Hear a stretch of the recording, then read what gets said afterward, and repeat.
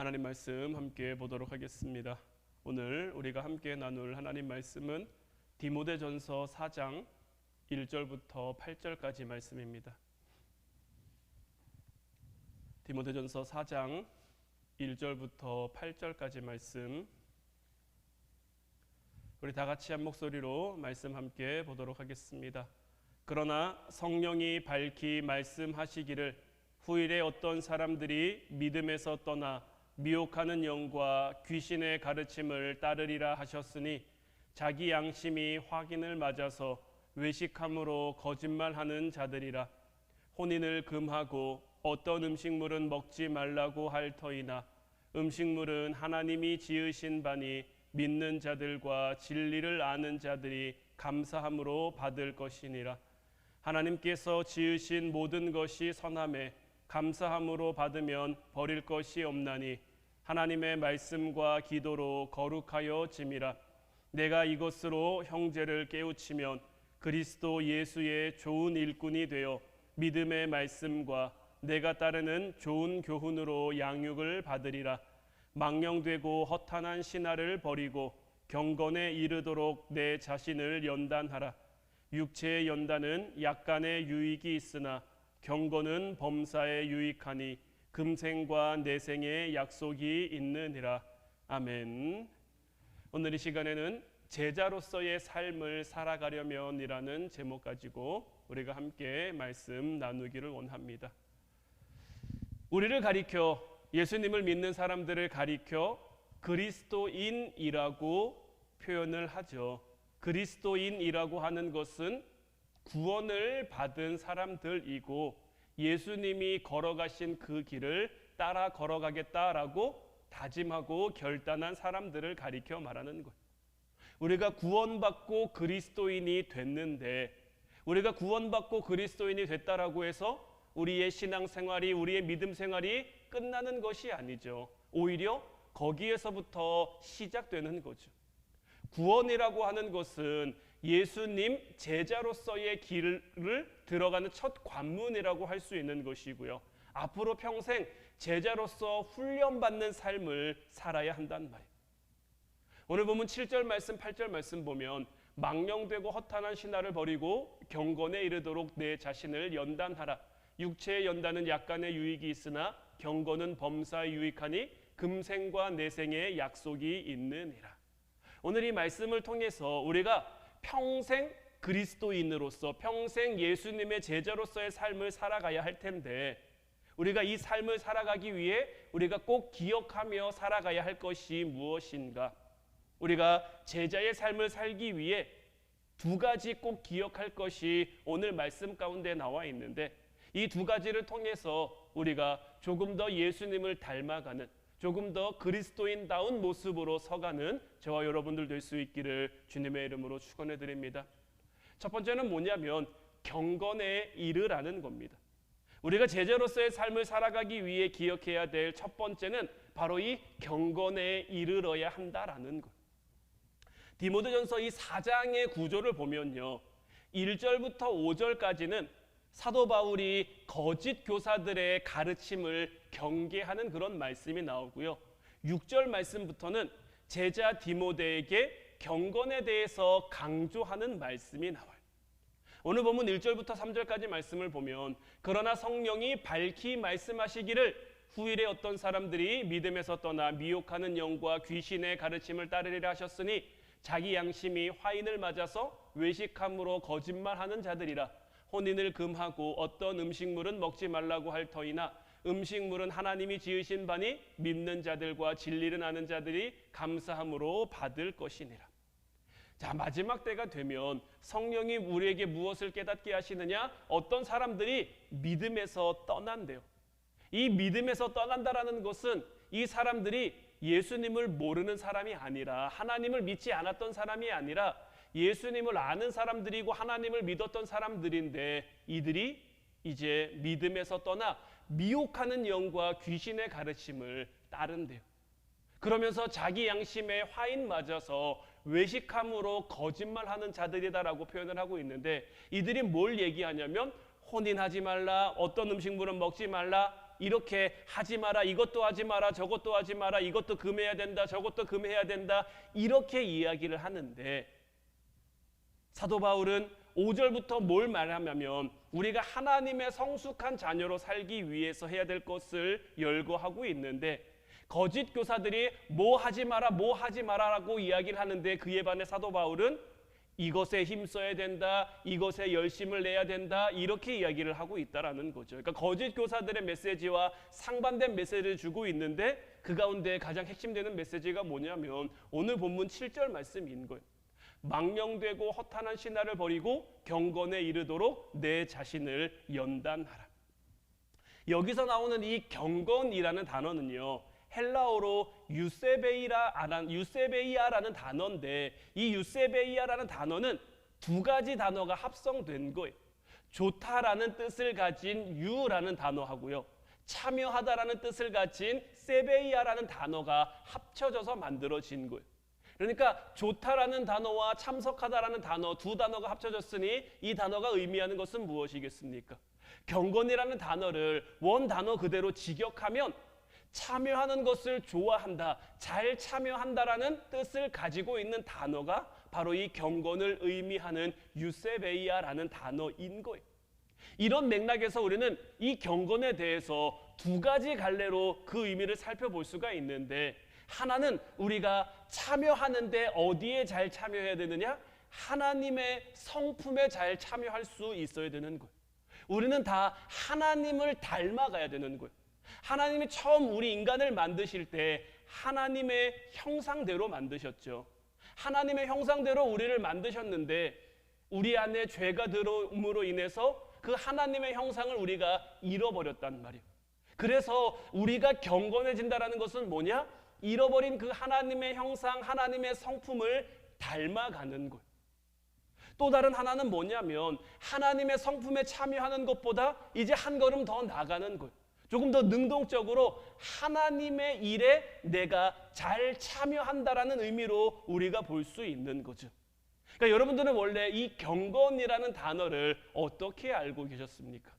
사실은 후자보다는 전자에 가깝게 뭔가 경건하면 어떤 동적이고 활발하고 움직임 있는 그런 것보다는 뭔가 정적인 그런 것들로 우리가 이 경건이라는 말을 쉽게 생각했는데, 그런 정적인 측면은 경건이 가지고 있는 한 단면일 뿐이고, 성경이 말하는 이 경건이라는 것은 뭐냐면 이런 정적인 측면, 하나님의 성품을 닮아가는 그런 측면도 있지만 내가 하나님의 일에 적극적으로 참여하는 그런 동적인 그런 활발한 그런 움직임도 있는 이 두 가지가 잘 균형을 이루고 두 가지가 잘 조화가 돼야 된다라는 것.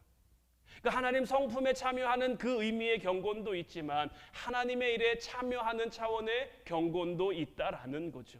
그러니까 앞에서 거짓 교사들이 말하는 것은 이것도 하지 말고 저것도 하지 말고 이것도 하면 안 되고 저것도 하면 안 되고 이런 소극적인 태도를 가르치는 거라면, 사도 바울이 그의 제자인 디모데에게 가르치고자 한 참 제자의 모습은 뭐냐면 적극적으로 하나님 성품에 참여하고 적극적으로 하나님 일에 동참하려고 하는 그 태도를 가져야 한다라는 것.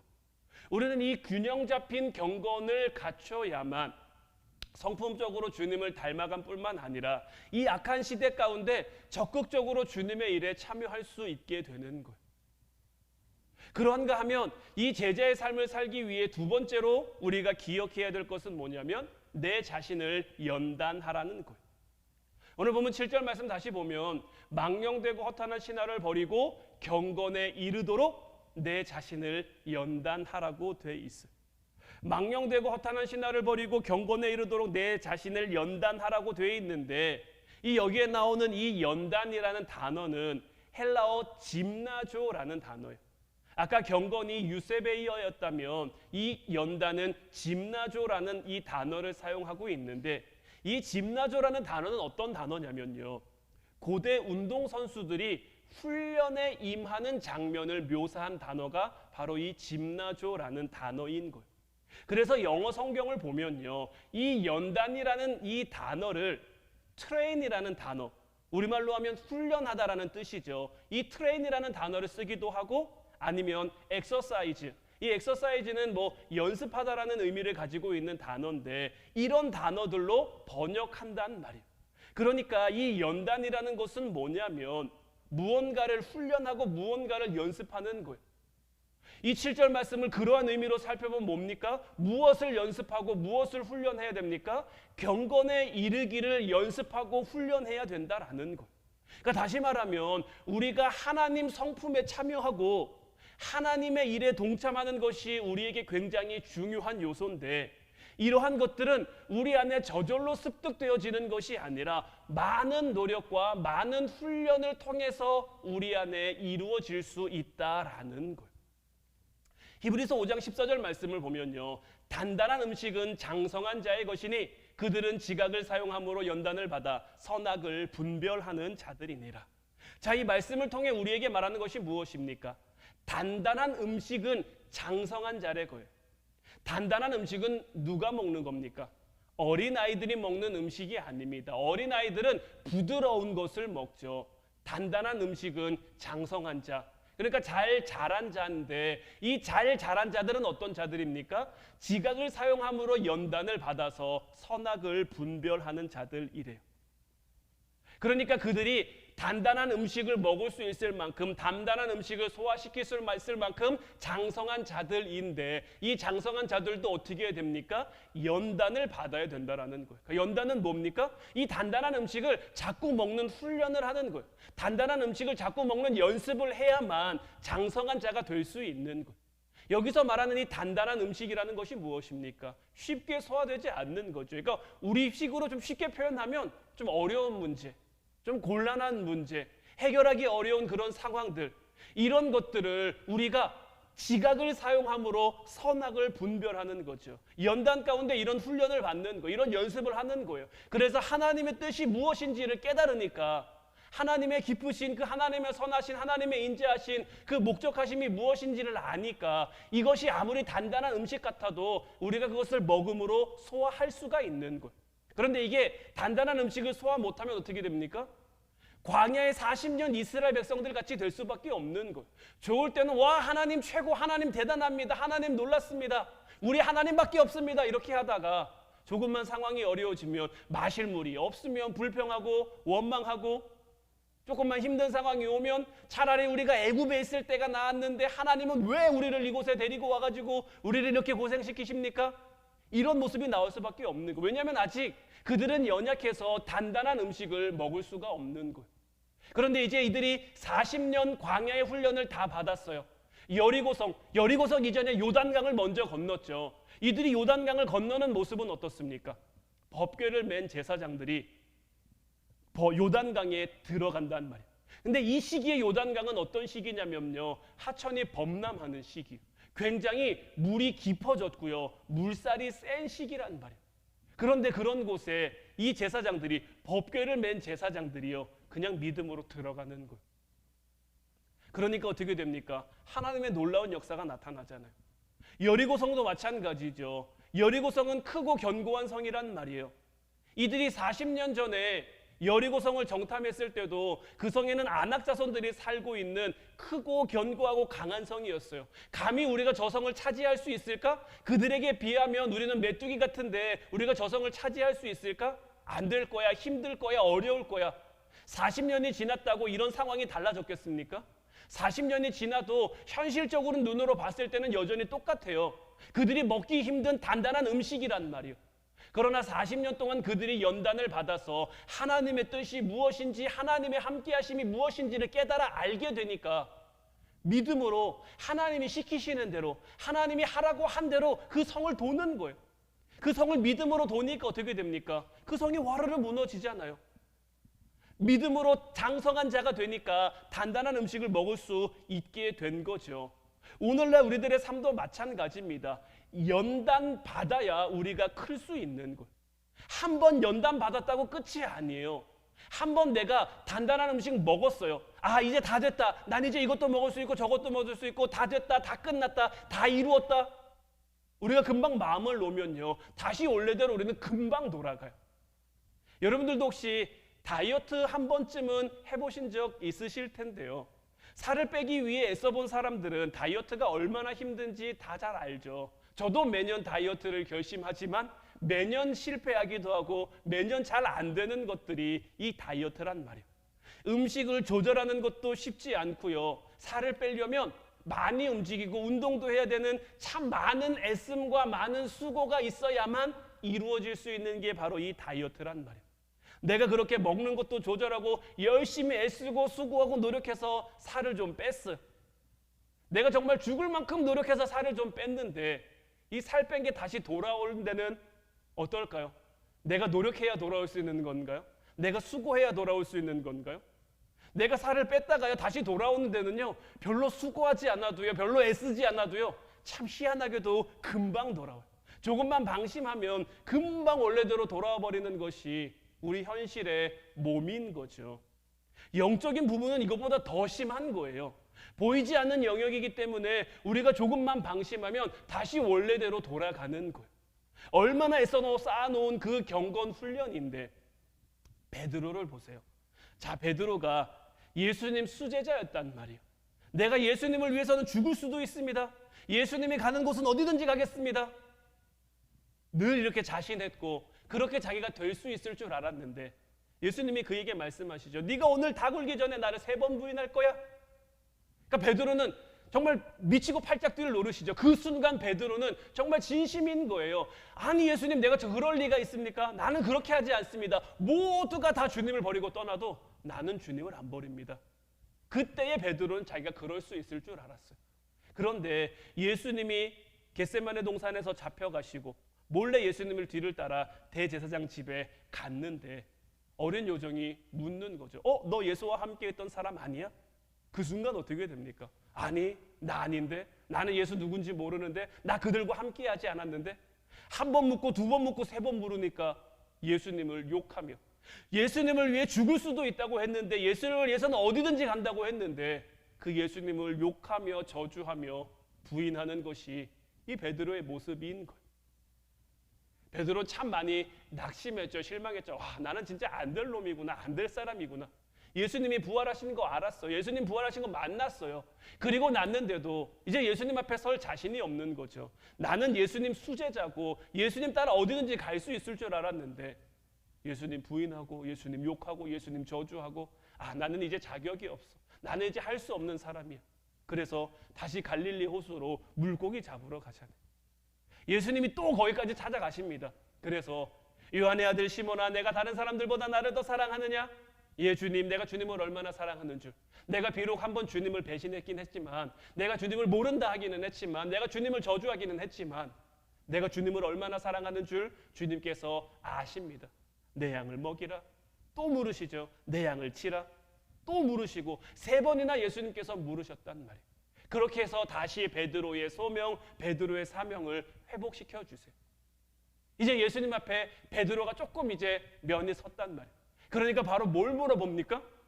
쟤는 어떻게 됩니까? 베드로의 죽음에 대해서 예수님께서 말씀하셨단 말이에요. 네가 지금은 네 스스로 띠를 띠고 다니지만 나중에는 다른 사람들이 네 팔을 벌리고 띠를 띠어 네가 원치 않은 곳으로 데려갈 거다. 이렇게 말씀하셨단 말이에요. 그러니까 그 순간 자기랑 수제자 자리를 놓고 어떻게 보면 경쟁했던 요한이 어떻게 되는지 궁금한 거죠. 그러니까 예수님, 저 제자는 어떻게 되겠습니까?